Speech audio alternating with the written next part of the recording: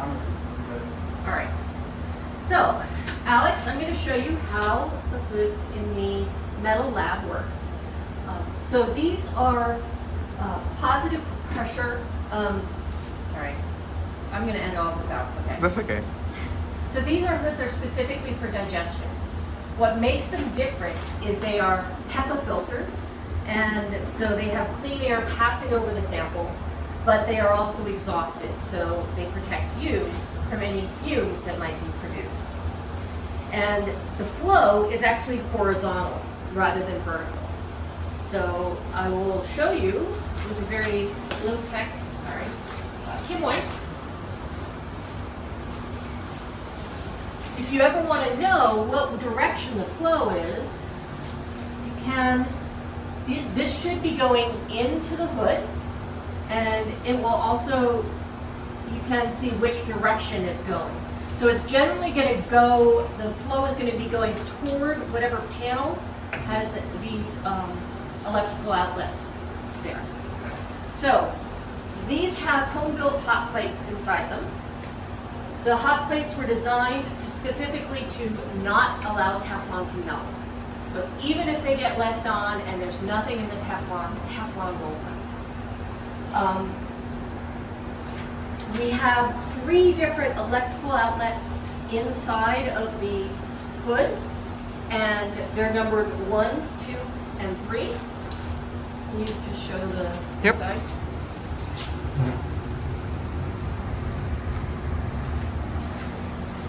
And those match 1, 2, and 3 for these controllers here.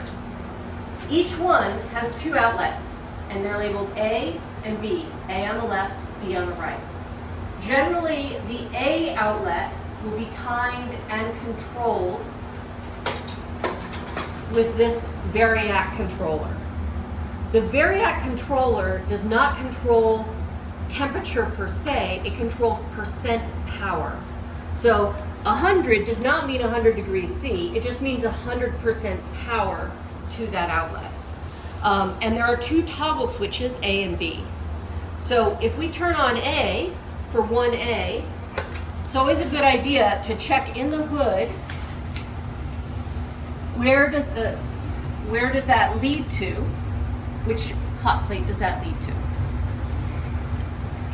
And then on top of here, it will tell you what is the time for the shutdown, shut off. So it's 15 hours for this top one, 10 hours, and 10 hours. And some of them might have 8 hours.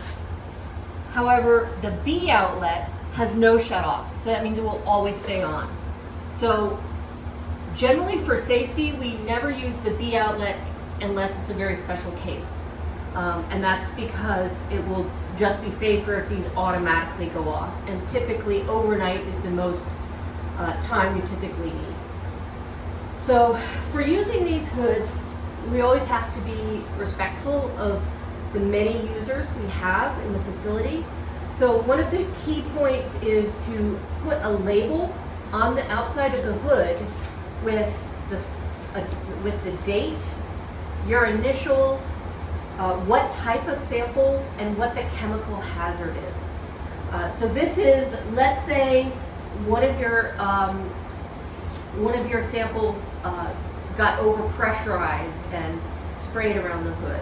If someone has to come and clean it up, or they have samples in the hood, they need to know what chemical hazards have they been exposed to. So generally we always have here Post-its.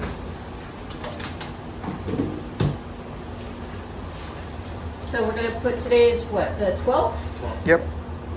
5, 12, 23, and I'll just put my initials. And now these are coral samples, correct? Correct.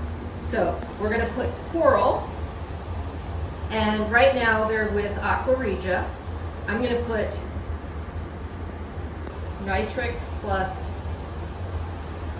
hydrochloric acids.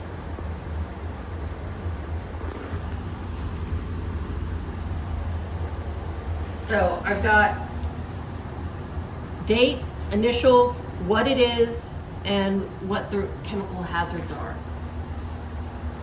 So what it is because we have a lot of users, and somebody who's doing, for instance, very low level calcium work might not want to use this hood while this was in it.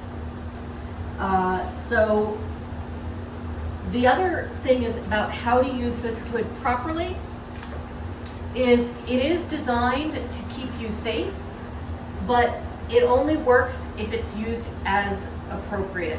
So that means the doors need to be closed as much as possible. In addition, if you try to work with samples very close to the edge, the laminar flow can't work, and you could get whiffs of chemical hazard out. So you always want to be sure that you're working at least 6 inches into the hood, and keep things further back.